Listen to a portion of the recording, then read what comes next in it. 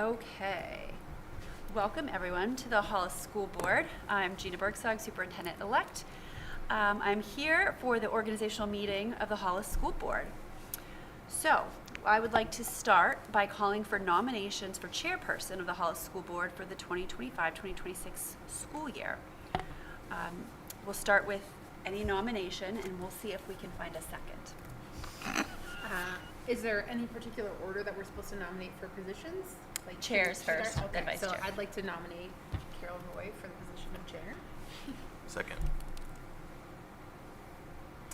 Carol has been our chair and is the most experienced member of this board, and she brings a really positive attitude and also just like a lot of knowledge about the school board, and I think that is in some ways kind of like a really nice combination of those things, and you were a great cheerleader for us last year, and we'd be lucky to have you again.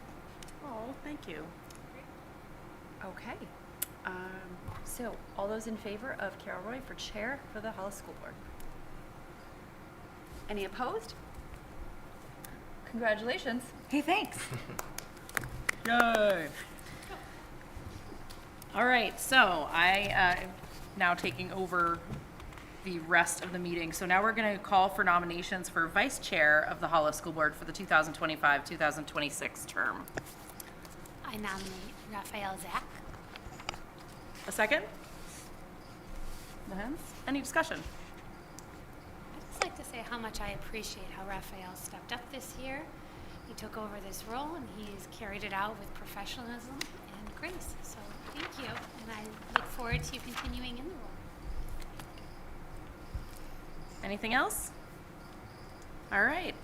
All those in favor of Raph being vice chair again? All those opposed? Welcome back aboard, sir. I will now take a nomination for secretary of the Hollis School Board for the 2025-2026 term. I nominate Anne for the position of secretary for the year 2025-2026 term. A second? Second? Any discussion? Well, I have something to say. You're very thorough. We appreciate that. So I like to let that continue, and I know that you have a desire for this, so thank you for being willing. All those in favor? 5-0. Opposed? Haha. Thanks, Ann. Coming back. All right. And now we have to appoint signers of the manifest. And for those of you watching at home who don't know what that is, the manifests have all of the spend for the district on them, and the two board members review all of those every time and have to sign for approval or ask any questions that they may have. I would like to appoint our new member, Jonathan Fontaine. By the way, welcome aboard, sir. Thank you. And also Jessica Lehens, if you guys are both willing to do that. Mm-hmm. Excellent. And I am willing to be the alternate, Gina, if that works for you. That's perfect. Thank Cool. you.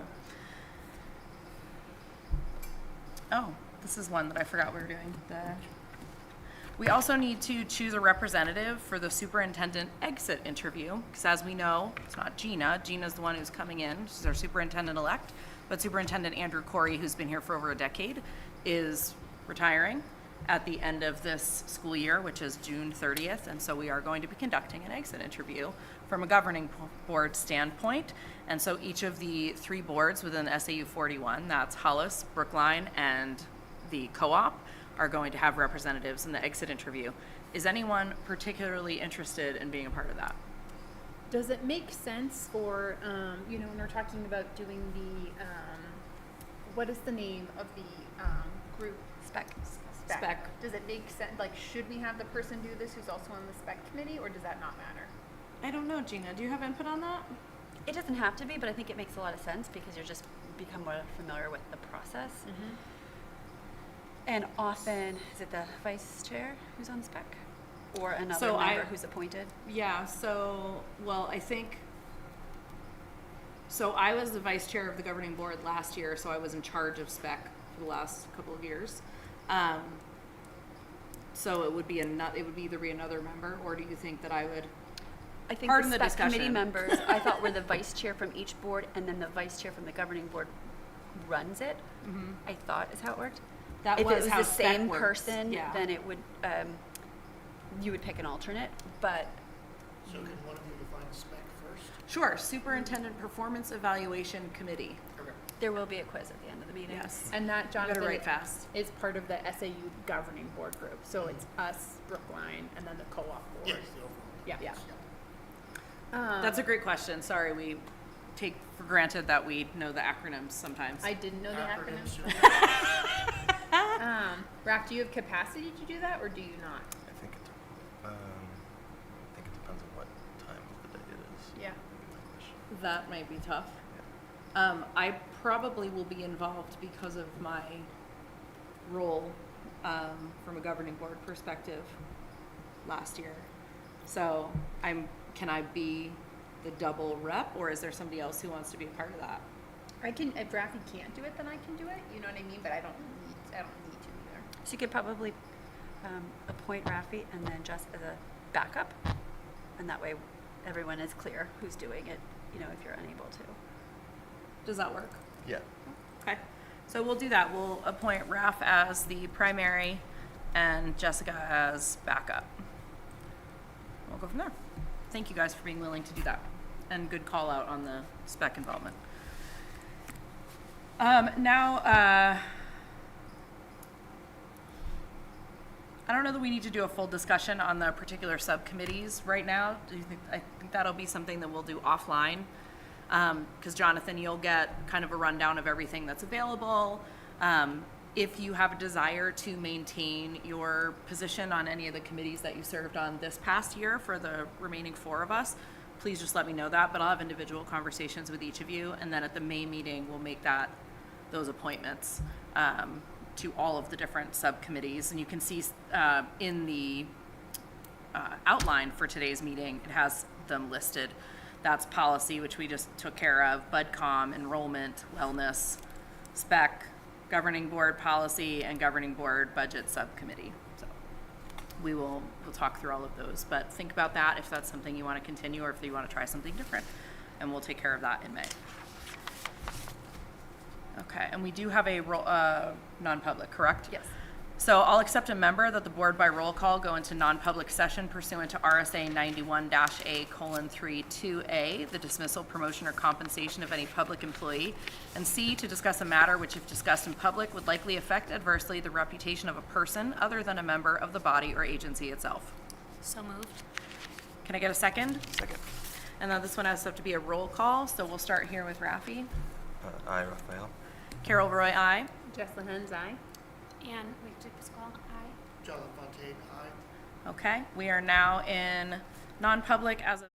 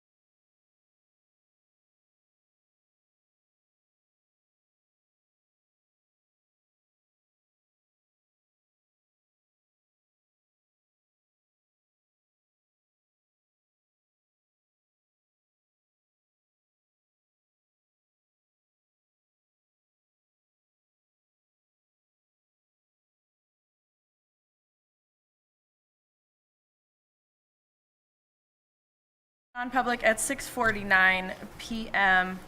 And now we move into agenda adjustments, nominations, resignations, correspondence, and the like. I don't have adjustments, but I do have a nomination.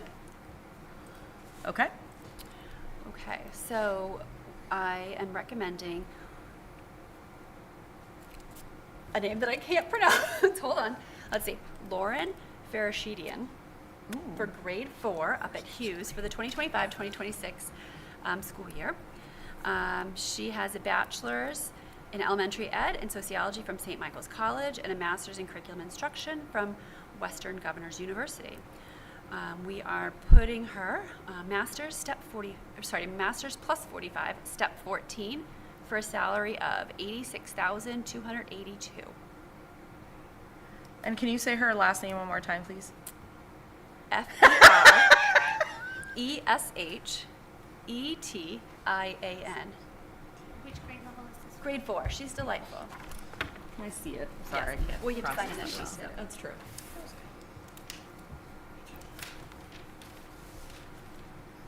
Jessica. Cool, thank you.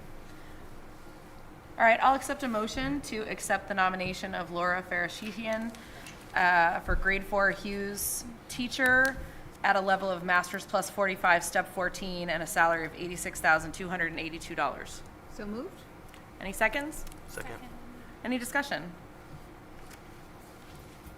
I'm excited to have her. It's another example of us getting new candidates that are experienced candidates, which we have said has kind of been what our applicant pool has been more experienced candidates. Yes. Yeah. Which is great to Excellent. have. Yeah, for sure. All right, seeing no other discussion, we'll take a vote. All those in favor? Thank you. 500. Welcome aboard, Laura. Lauren, I think I called her Laura. Well, I was giggling at Gina trying to pronounce things. It's just until the moment when you're staring at it that it seems extra difficult. All right, and I have a resignation. So I will be resigning, retiring with an effective date of April 2nd, 2025. Signed, sincerely, Cheryl Craig, computer teacher here at Hollis Upper Elementary. Okay. We don't need to take action on that, correct? No, you have to accept it. We do? Okay. I'll take a motion to accept the resignation of Ms. Craig, the computer teacher here at Hughes, effective to April, which is today. So moved. So much, Second? Okay. Any discussion? We've had some conversation about accepting, this is a person who is leaving, but I know we've had some discussion in the past about accepting resignations of people mid-year. And in some ways, pragmatically, it doesn't matter, but also I know it does make a difference for our staffing purposes to have people to the end of the year. Yeah.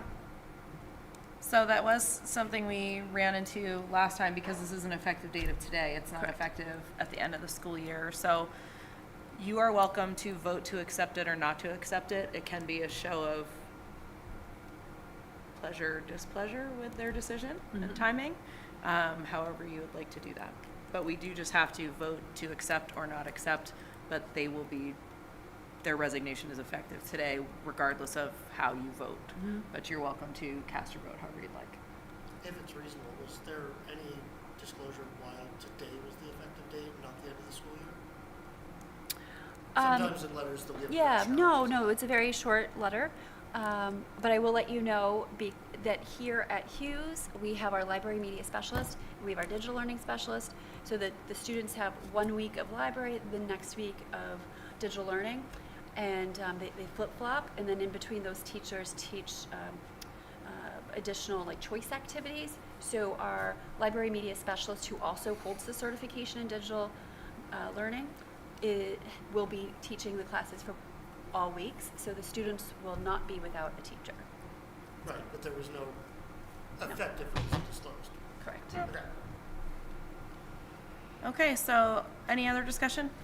I have one follow-up question, which is does the principal usually carry out the exit aspect? Do we do exit interviews? We do complete exit Okay. interviews, but they don't have to accept them. Okay, We offer them. thank you. Yeah. Good questions, Jonathan. All right, seeing no other discussion, all those in favor of accepting the resignation? All those opposed? Thank you. Thank you. And that concludes my nominations, resignations, and correspondence. Excellent. Okay, now we're moving into agenda adjustments. Oh, excuse me, sorry, the approval of minutes. I was looking at the header line on my agenda. Obviously, Mr. Fontaine, you weren't part of the board during these, so you do not vote. You will abstain, okay? I will take a motion to accept the Hollis School Board January 8th, 2025 meeting minutes with the following amendments. Page 5, line 22, replace hour with hours. So moved. A second? Second. Discussion. So this is the meeting prior to the full public meeting? Correct. So, and we do have, we're going to be doing the minutes for all of these because we didn't meet like this to do this kind of business since then. Understood. Cool. All right. All those in favor? 4? Opposed? Abstain? Perfect. I will take a motion to accept the Hollis School Board, the meeting minutes of the Hollis School Board meeting on February 11th, 2025, as written. So moved. Second? Second. Any discussion? We were all there. Seeing none, all those in favor? All those opposed? All those abstained? There we go.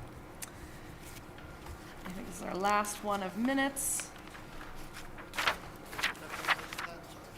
That was February 11th. Yep. And I will take a motion to accept the meeting minutes from the Hollis School District Annual Meeting on March 12th, 2025 with the following amendment.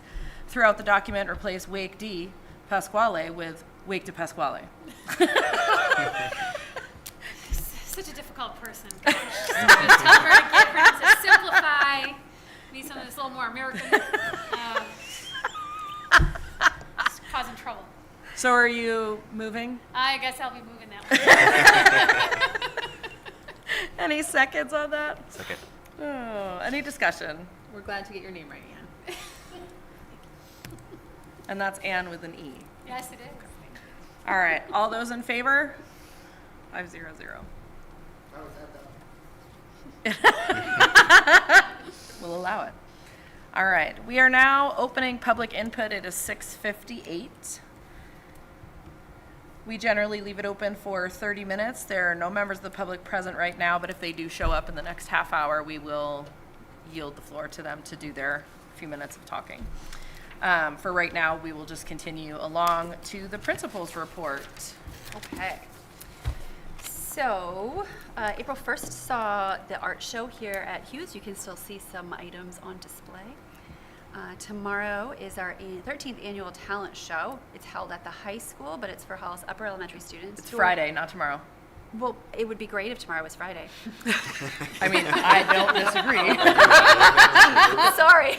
No, it's Friday the 4th. Well, I didn't want anybody to show up tomorrow and be No, like, thank where's you. where's the show? At the high school, doors open at 4:45. That's always a very fun event. Yep, starts with a craft fair. So bring your cash. Bring your cash, absolutely.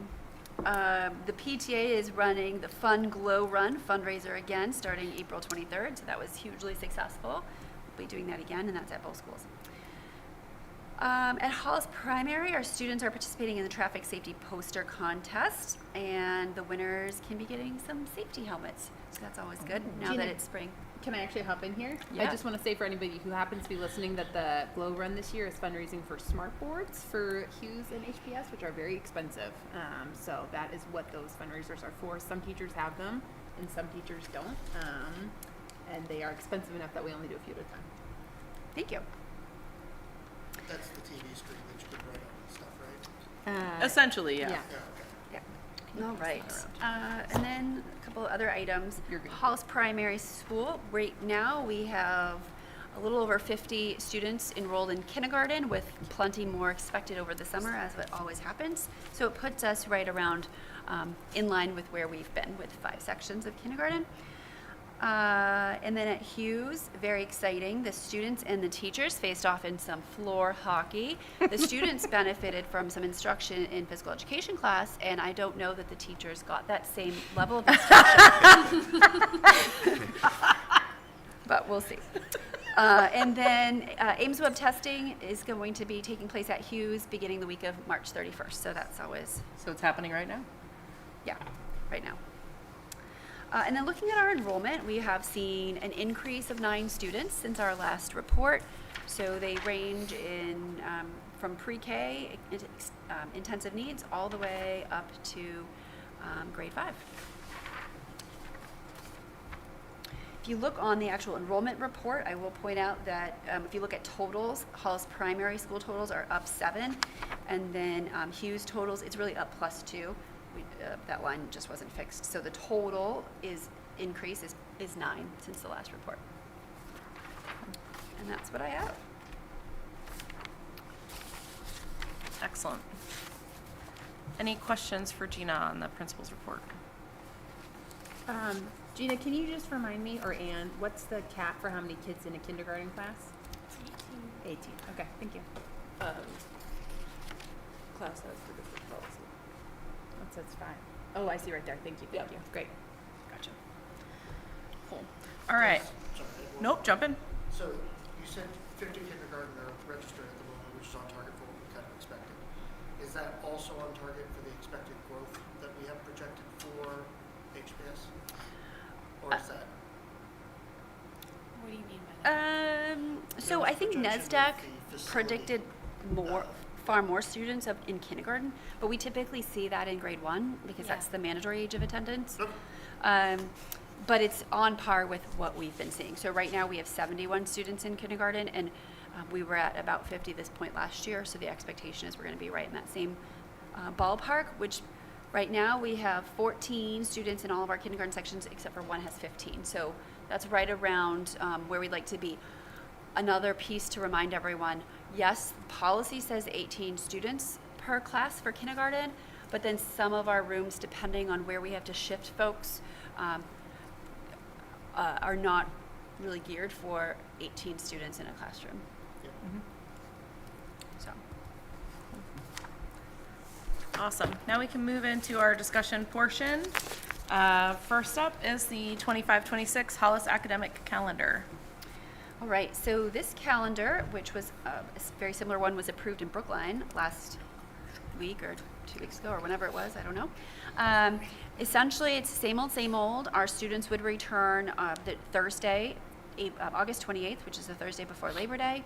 This year, we don't see a voting primary day in September, so September doesn't have a PD day. October, the green would be your early release days. Except for the June 22nd isn't an early release day, but the color is different, but it's not different enough that I just noticed right now. But anyway, so we're looking at an early release. We're down to 5. This year we had 6, so we're making it only 5. They're on Wednesdays this year, and the reason for that, other than one of the days, is our high school students, sophomores, juniors, and seniors, are eligible to participate in career and technical education programs over at Nashua North and Alvern High School. And one of the requirements we have is to align our calendars so that we don't create a calendar that makes our students missing school in their programs that they attend. So we've been working hard to kind of align everything, and Nashua has early release days on Wednesdays, and these are in line with those. The day that it's not is January 26th, but that would be midterm exam week for the high school students anyway, so they're already going to be missing, so I figured we put it on that day so that there's not an additional day that is out of whack with the other CTE programs. So what our goal is this year with our early release is we're putting CKLA into place at Hollis Primary School. It was optional this year, but next year it will be mandatory for all teachers. So they're going to absolutely take advantage of that time to get the professional development in a timely fashion throughout the school year to make sure that they have time to plan new lessons, work collaboratively, ask questions of the professionals that we bring in for that time. Gina, can I restate something to make sure I understand it?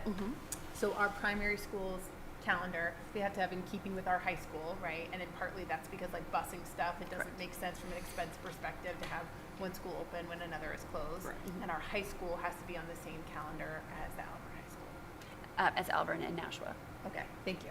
Just want to make sure I got it. Yeah, the SAU calendar is basically the same across the board. The 3 districts, they might have some individual things that are different, like especially with the high school and orientation days for middle and high school and stuff, but Essentially, it's the same. Definitely the same. Also, there is a desire from families to have, if my 5th grader is home early, that my 7th grader is Yeah. also home early. So, Yep, that's fair. yeah. excellent. Just because yep. you mentioned CKLA as one of these, so just to clarify, so Eureka was school-wide this year. Eureka That Math was Squared already- was school-wide at the primary school, which is why we didn't also require CKLA this year, because switched over to Eureka Math Squared was a heavy lift. So we had the resources, we had written a grant, we got Yeah, the I resources, noticed so we a made lot of them people available, using it. Yeah. but we didn't require it because I didn't want to have any teachers totally overwhelmed Absolutely. and unable to do either. But it will be required next year. It will continue to be required up here at the upper, and so they'll continue into year 2. They've been doing it. They've been doing it all year, this year. CKLA like full on. Yes. Right. How's everybody feeling about it now at this point? Is everybody feeling comfortable? Is They're it- feeling comfortable. I think they're excited about what the students have been doing. It's really quite impressive, actually. And then next year will be a chance to take a look at some of the units and maybe pull back from, let's say, an 18-day unit. There's an option to make it, let's say, a 15-day unit, and then add a novel that wasn't part of this year. So we're looking to sort of make the best of everything we have available to us. Great. It's a really neat program. Yeah. Yeah.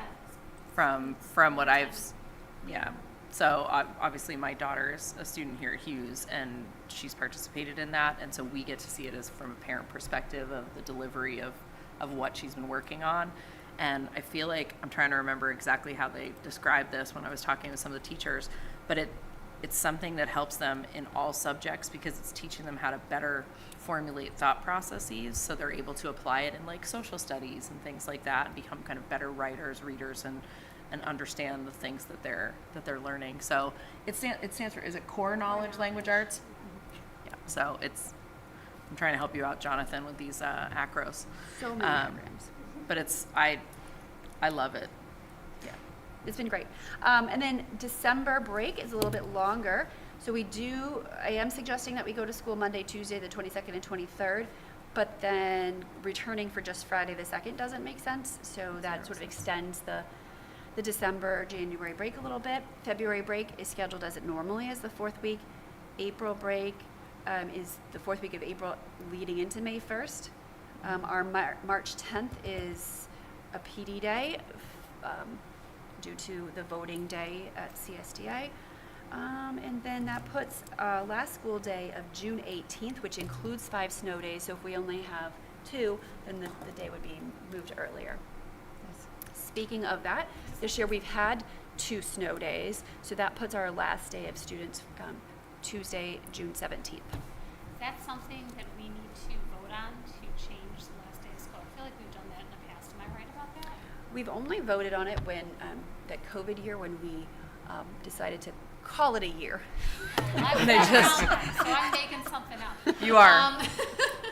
So how do we communicate to parents like the calendar change? Do we just It's not a send change. out? It's not a change. So they're built in, and then we just back it up based on if we don't use them. So it's the 17th. That'll be communicated by the principals. Yeah. And Unless- people will ask online, and feel free to answer the question. But everybody knows it's the April meetings that it's kind of, once the snow is done, you knock on have wood, it. we have snow coming in tonight. Okay, shush. I mean like snow days. Yeah. Snow days. We can So have you said snow June- without. You said June June 17th. 17th. Tuesday, June 17th, everybody. That's your last day of school. Yep. Gina, can I ask, just because it is a different December break this year, is that also in keeping with Nashua's? That December is break? keeping with Nashua. Most districts have this exact setup. I know of at least one in our area that took 2 full weeks off, but that puts us really late into June. Into June. Yep. So if there are 2 days, it seems reasonable to attend. If there's 1 day of the week and the rest No. is a holiday, that No, nobody's nobody going to comes. attend. Yeah. Yep. That makes sense to me. And so it's thinking about like how do you arrange the schedule to have kids coming, you know, and not have too much Absenteeism. Yeah. Okay. Cool. So are all of the early release days teacher development Yes. at this point? Okay. I know you said they were because of the national schedule originally. Oh, well, but we utilize that time That was what for I was trying teacher to- professional development. I know I've been asked the question and have asked the question of the like, so we have all these early releases. Yeah, why what do we is that do? happening? So- Yeah.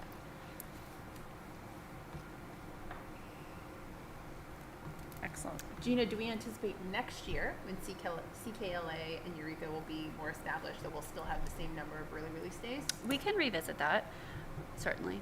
Okay. Just curious. Yep. All right. Okay, so that's the calendar. Revenue and expense reporting then. You're up. The calendar, or is it We're not there yet. In a couple This steps. is just the chatty part. Got it. Okay. I'm trying to run it off before we got to the money part. I got you. I got you. Okay, so in your packet you have the revenue expense report as of March 18th. You can see that we still have, we've overspent a little in the expenditures of $139,834. Again, it's currently due to contracted staffing services to fill some of our open positions. But when you look down at our revenue, or our expected revenue, it comes out a little better than the last month that I reported. So we end up initially with an unreserved fund balance of a negative $9,361. Again, this could change by the end of the year with many different things happening, but as of right now, with that negative $9,361 and the fact that you voted to fund maintenance trust, SAU building trust, Kelly is proposing using the retained fund balance of $284,000, which would basically have us break even to cover this at this point in time. Okay. But by the end of the year, things could change. Hopefully, we'll end up level. Now, you said that this has to do with the contracted services, which obviously we heard a lot about from Anne when we were talking about the HESA contracts. Are we actively trying to fill those positions still? I have an update. We've actually been able to release 2 contracted paraeducators and replace them with our own hired staff. Great. And that's effective this past week or so. So we're hoping that some of this will Even help out. this a little bit from now till June with costs. So for anybody maybe might be listening at home, do you think that those were able to be flipped because you were able to say, and next year we're offering health insurance? I'm going to say probably, but I can't speak because I did not make the hiring offer. Gotcha. Sarah did. So I cannot say for sure, but I'm sure that's step. And we have had more people applying, and there's been more conversations. That I know. There's been more conversations about that. So I think we are going to be garnering more interest as we move forward. Can I just add something? We had a meeting, I joined a meeting that was at HPS this morning for the support staff because it was the afternoon, it was early release, and Stephanie Sayer, who's part of the HESA union, threw a little meeting to explain all the changes for this next contract. And the support staff there was very engaged. They had really good questions. They were very happy with the outcome. And yeah, there was a lot of clapping, so I just wanted to share that they're, and when they heard about the benefits, they were very happy, so. Great. And one more update, we have had, I believe it's 2 contract providers who have asked to become our employees. Oh, great. As well. Really? I love that. Very cool. I'm liking that. Gnarly. Thank you for sharing that update, Donna and Lauren. Yeah. For Very sure. helpful. Thank you. All right, and now our final discussion point tonight, the enrollment committee update. All right, so we had We're going to see this one on discussion pretty much every month, I think. Yes, well, probably gonna always be something to talk about. So before I pass over to Gina about what she passed out to you, I just want to say what I said at the meeting, and that is the members of the enrollment committee have been meeting for over a year, and putting in a lot of time, and effort, and energy. So the first thing I wanted to do was thank everybody who has been a member of the enrollment committee, and all the time that they've put into it. That being said, it's not something everybody can sustain. So our our community representative, Amy Kellner, is going to be stepping down because she has so many other places where she's also serving. And we very much appreciate the time that she has put in, just like everyone else who has been putting time into this committee. So we are going to be looking for another representative from the community. So just putting it out there to everyone here, to anybody listening at home or reading the minutes. Anybody who is interested in being a part of the committee could contact me. Would really love, though it's not required, if someone who has some experience, professional experience in engineering, whether it be civil or mechanical or electrical, architectural experience, land surveying, anything like that. If you come to the table with some experience, gosh, we would really appreciate that. But anybody, we want the community represented. So we are looking for another member of the committee. That being said, something that we're going to be working on while we are waiting to secure all of our contractors, and thank you to the town for your support in approving the warrant article. We are working on questions for like an FAQ page on our enrollment committee page. We heard the concerns of the town, we heard their suggestions, and so we have a working document right now to try to address some of those concerns, to keep everybody informed. So we're going to continue to work on that transparency.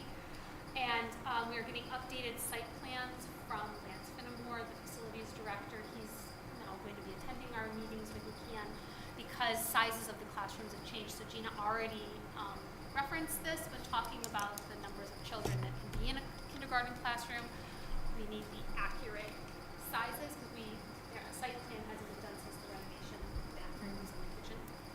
So we're also analyzing some documents just so we have those clear numbers of how many children can be in our classrooms. And can we just point out for those who don't understand, there is a requirement that there is a certain square footage allotted for each child. So that's where the physical space part comes in. Yes, and we're working to make sure we're going to our current classrooms and any renovations that will meet codes. So, and then we have to put out some requests for proposals. So we have already proposals for site analysis, traffic study, and architectural, but only one of each. And so Gina has an update for us on where we're going next. Sure. So we put together an RFP for architectural design services and engineering that went out to a few different folks, and the proposals are due on or before April 15th, strategically planned right before the enrollment committee meets next, with the hope that we would bring those proposals to the committee for the committee to review and then make a recommendation for the next Hollis School Board meeting to move forward with a particular proposal. You can read the details here. We'll post this, or actually it is posted because it's an open RFP. Questions would go to Kelly Seeley. I also directed folks to the enrollment committee website, which contains all of the documents, all the work that's already been done, but all the information that, if someone from the outside is looking to bid, there's plenty of information right there for them, so they have that available to them. Gina, can you say a little more about, so this is our request for proposals. Where does this get posted? Like, where can people? So it's posted on the website, Yep. But it's also, we've sent it out to certain architectural firms. I see, okay. Asking them to bid on it. They may or may not bid on it. This particular project is potentially smaller than some other ones out there, but we're looking not only for them to bid, but also tell us about their qualifications and why we should go with them, and the work that they've done historically, and references that we can look into. So. And I know that there had been discussion about getting hopefully a minimum of 3 proposals to compare. Is that right? Is that the baseline goal? That is usually the standard Yeah. for the town. If we're able to obtain that many proposals, yes, that's the most to have Okay. for each. Gina, when you say that this is a smaller proposal, it's a smaller proposal, and that this is not for the actual building at this point. Correct. Yeah. Yeah. It feels like that is probably standard protocol in the school world, right? That you would get proposals or plans before I you would actually say build? that I think we do a nice job of requesting money to do an in-depth study, so we bring a full proposal to the March meeting. Not all districts do that. They Okay. just bring a full proposal and hope for the best. At that point, I think this is a really wise way to do it so that we have as much information as possible when we're developing a plan. It's a wise way to do it, but it means that this initial request is for a smaller amount than maybe some architectural firms Correct. want. So, a lot of this kind of, actually, this indicates that we had a preliminary architectural and site layout, and the RFP would build on top of Not that. necessarily, and that was critical because we certainly had feedback that the preliminary design and preliminary dollar amount might not be what's best. So the committee really wants to continue to dive deep into all options. And while that is available in the enrollment committee minutes,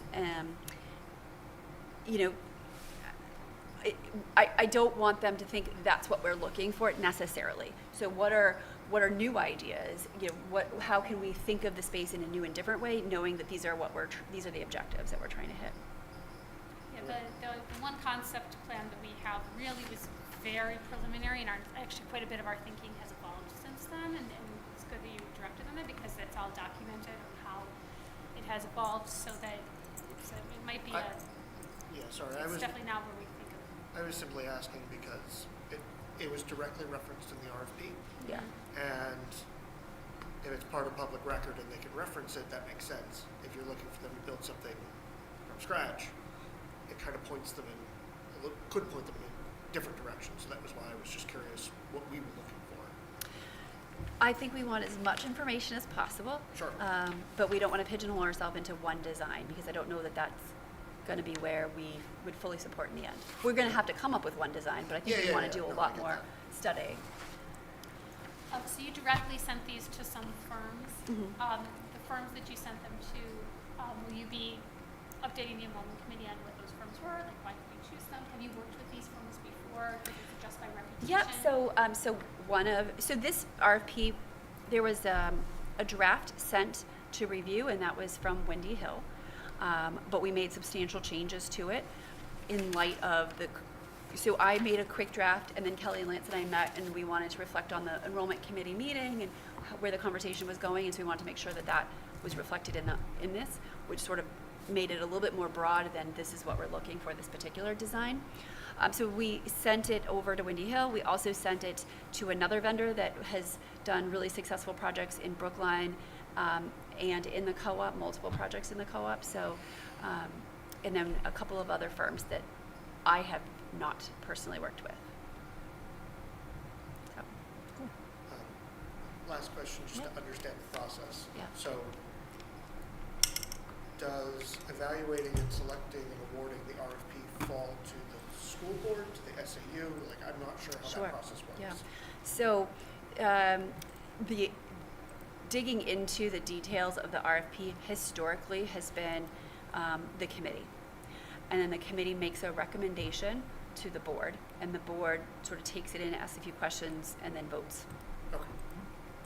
And we'll be getting an enrollment committee update every month at every Yeah. meeting. Yeah. And so they'll keep us apprised of that process until they're ready to make the recommendation. Yeah, and I've gone through RFPs, RFIs before, and I was just checking where the body sat on ownership. That's all. Yep. I have just a couple random enrollment committee things. Can we have the principals send out in their updates in the app that we'd love an enrollment committee member, need a new Okay, one, yeah. who's an engineer? That might be a good way to connect with both. And also if the enrollment committee is open, right? Like people. Oh, yes. So even if you would like to go, if you are rapidly watching our school board meeting right now, and you would like to attend the enrollment committee meetings, you can attend and not be a member. You know what I mean? If you don't want to fully They're commit or open you to think the I'm not an public, engineer, yes. yeah, they're open to the public. Another thing, Anne, that just was a random thought of mine. I don't know that long term this would work, but I do think it's at least looking at, and it was kind of a point that came up at multiple points when we were talking about when we had our meeting about the library last year, and that there's a lot of questions about preschool and how much that preschool takes up a lot of space, and that we used to send preschool out, you know what I mean? Like we didn't host preschool within HPS, we sent it, kind of outsourced that, and I know that economically it has made more sense for us to bring preschool back into the building, like pretty significantly. But I also wonder if that's at least kind of looking at, you know, like what happens in terms of thinking about building, if we have preschool in the building or not. When does it, like at a certain point, sending preschool out, like how expensive is that at what point? You know what I mean? I don't know if that's worth looking at. So, Mrs. Vicky and I are going to be talking through several of the town's concerns. We want to make sure that, thankfully we're all on the same page with this, that we are looking at all possibilities. Yeah. So for example, on that working document that we have begun, there is also the concern about, couldn't we move third grade to Hughes? Yeah. So we are going to sit down together before the next enrollment committee, so in the next 2 weeks. Go through, and we're counting classrooms, and we're figuring out, like, could this work if we did do this? What officers could we move to the third floor? Is this even feasible? We're going to be doing our due diligence on the questions that the town has. And so regarding preschool, there is an FAQ that we're going to be addressing specific to that. Lauren's already done some work on that for us. But as far as down the line in the future, there are always possibilities to eventually do that. I think that it's more cost effective right now to keep it in the school. But I mean, that's come up with the SAU building. I don't know if we want to be putting in front of the taxpayers right now, let's knock down the SAU building, make it a preschool and Let's do it. and an office building, you know. She was I like, know I'll some live on the people third would really floor. enjoy that, but I don't know if we want to be putting that in front of everyone. But you know, there's these are things we have to talk about. I mean, the concept plan that we have right now only plans for 6 classes, you know, classrooms for, you know, first grade, second grade, and third grade. And we've since looked at this and we're like, that's not going to last very long. Yeah. That's not feasible. So we have to really rethink on. So we're still in baby stages. We're still babies. So. Yeah, because my understanding too is that there are, in terms of like new builds coming up, there's a allotment of 20 houses going up and another allotment of 30, and then some senior housing, which obviously won't affect us, but. Well, they will actually, because oftentimes folks downsize to like a 55 plus community, and then their home opens up for a family with multiple children. That makes sense, Gina. Yep. Yeah, I was just saying that there are a bunch of houses going on the market now for people who just are looking to maybe leave the community when their children are done with school. So, And it's noteworthy for anybody, again, who might be listening, that we are above the NISBA projections right now. So like, for next year, we're supposed to be at 391 at the beginning of the year. We're currently at 397. So who knows where we'll be in September. So. excellent. Thanks for that update, Anne. Is there anything else that you needed to share right now? No, thank you. Good questions. I did have one other question, which is comes down to what it kind of came up in the meeting as well, which is, are we at the point where we also need to be looking at short-term gap closures, basically, because RFPs take a while, construction takes a while. Like, are we at a dire state where in a year or two we couldn't get the extension done, so we need a backup plan to bridge the gap, or are we fairly safe enough that we can probably see this through without needing a bridge of some kind? I think we can work this out for right now. We're looking into different alternatives. We're going to look into modular. I don't know if that's going to work out or not, but we're open to all of these possibilities. But I think it's premature to say that right now. That we're in a dire straits right now to have to do something like that, because any kind of temporary building ends up being actually really expensive. Yeah. Sure. So. Yeah, there's a lot of safety concerns with the Yeah. extra stuff. I know if you're up against a wall, though, some days you have to make those hard decisions, and I wasn't sure when we were at presentations covering a lot of very good stuff, but I wasn't quite aware of. Sure. I don't think we're there yet. Okay. But, you know, once we have some people, once we have our contractors and we're able to get some sort of a timeline, we can plan better. Awesome. Good cues, Jay. All right, moving into our deliberation section. First one is to see what action the board will take regarding the teacher nominations that we heard in our non-public. I'm looking for a motion to accept the superintendent's recommendation for teacher nominations as presented. So moved. He moved, you can be a second if you want. You can do that. Any conversation around this discussion? Great job finding a good candidate. I'm excited at the roster we saw, and that will be made public once we Yep, with the minutes. vote on this. Any other discussion? All those in favor? Thank you. Motion carries. Our next one is to see what action the board will take regarding the proposed 2025-2026 school calendar. I'll accept a motion to approve the 25-26 school calendar as presented. So moved. Second, Second. discussion. I think we talked all about it during the discussion part. All those in favor? 0-0. Thank you. To see what action the board will take regarding the reapproval of policy BCA, board member code of ethics. This is a policy that we reapprove at the beginning of each board year, I'll call it. So starting in April. And in part, it states that the school board will review and vote to adhere to the following board member code of ethics during this meeting, and this is just outlining what is expected of us as board members. So I accept a motion that the board by roll call state agreement to adhere to policy BCA board member code of ethics. Can I just ask Carol, is this, You gotta make a motion before you can ask the question. I move that we by roll call state agreement to adhere to policy BCA. Got it? Second. Okay, go ahead. I was just gonna ask if we should read this out loud, or no, not bother. Have we read it out loud before? We have not, but we can. Okay, I can do that. Good thing I brought my glasses. This is like Small. tiny font today. So the board member code of ethics reads as follows. The school board will review and vote to adhere to the following board member code of ethics at the board organizational meeting each year. New Hampshire residents elected or appointed to local school boards serve their communities and our state in overseeing the most important function of all local and state government, public education.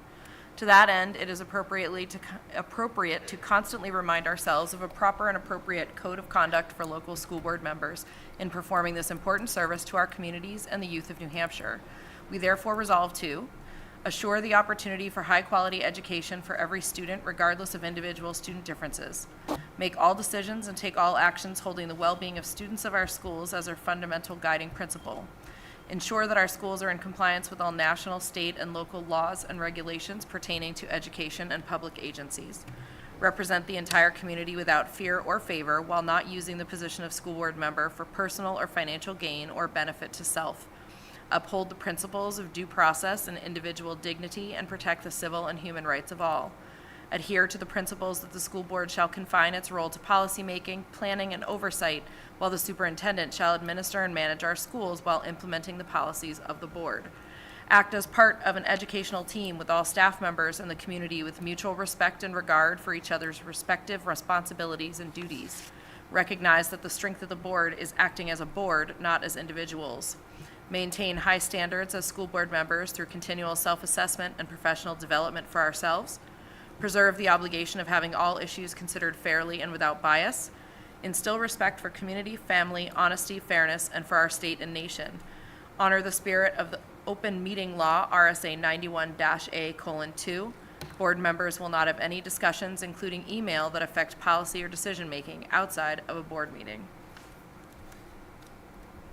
I think that, thank you for reading it, Carol. Gina, my one note is we just need a space added in there after nation. After which? On the second page, just putting a space. We need a carriage return to throw back to Yeah, typewriter times. we need a carriage return. It's a separate bullet after nation. On the second page? Yeah. Yep. Instill respect and honor the spirit are two separate ones. They should be space between them. A line space. Oh, a space in between? Yes. Okay, like sorry. all I the thought other you meant, ones I was are- looking for a word that was smushed together. Sorry. Sorry, I wasn't finding it. Just driving the point home. All right, any discussion? Seeing none, we'll do a roll call vote. We'll start with you, Jonathan. Jonathan Fontaine, aye. Jess Lehans, aye. Carol Roy, aye. Raphael, aye. All right. Motion carries. And bear with me, scrolling back up. Our final deliberation point this evening, and before I do that, I just want to officially declare public input closed at 7:35. Our last is to see what action the board will take regarding the reapproval of policy DFA investment. The board is informed of the state requirement to review the, well, I'll let you talk about that. I'll take a motion to adopt policy DFA investment. So moved. Second, Second. discussion. So even though I'm on the policy committee, we haven't met in a while, and I don't know that I have the best update about this, although I can read what is here in our minutes. In our outline, Yep. yeah. The board was informed of the state requirement to review this policy on a yearly basis. The intent is to provide an opportunity, at least yearly, to consider investments. In large districts that receive tax dollars in a single transfer, there may be a decision to invest as a means of generating revenue. As identified within the current policy, the school district treasurer, working in conjunction with the superintendent and their designee, and pursuant to RSA 197:23-A, is authorized to invest the funds of the district subject to specified objectives and standards of care.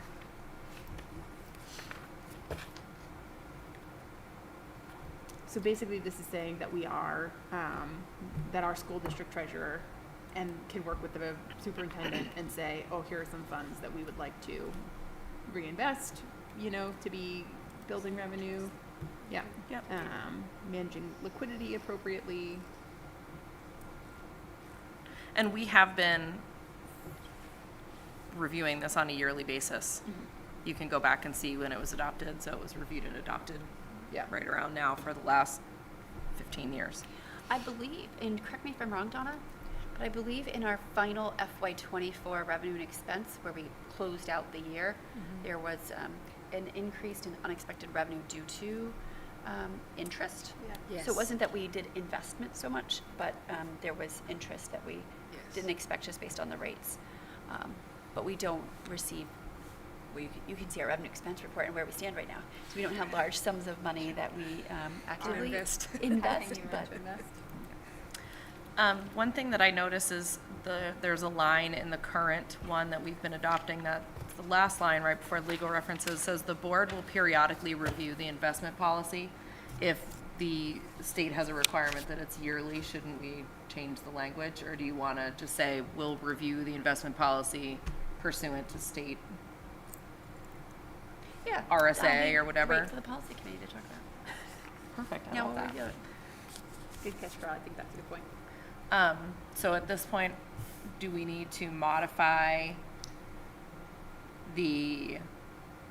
or have the motion modified to be accept the first reading, and then or can we still adopt it and you We can guys still will just adopt correct it, yeah, and then we'll just bring it Let back. me say, if the state expands it to be every 5 years, then you'd have to change it back.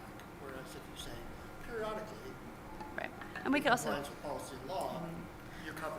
Well, that's why what we've been doing as they've changed their requirements is just saying we will review this in accordance with Yeah. state requirements or something, and that way, no matter what the requirement says, we're following that. Yeah.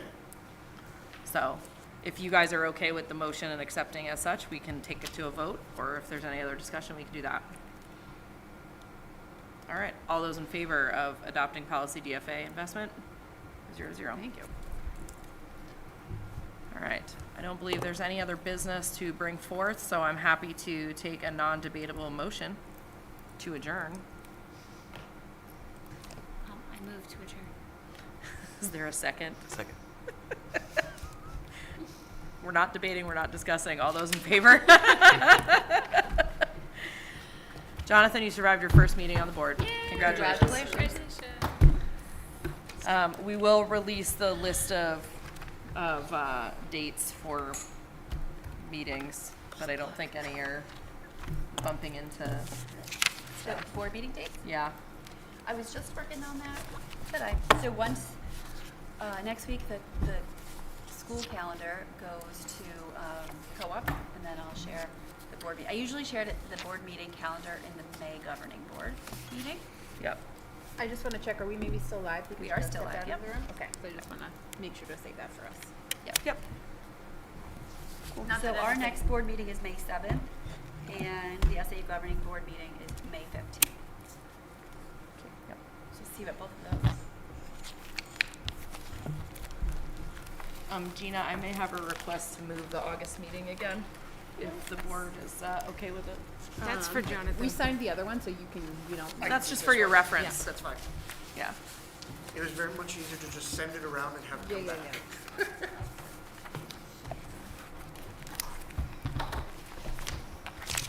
Thanks, everybody.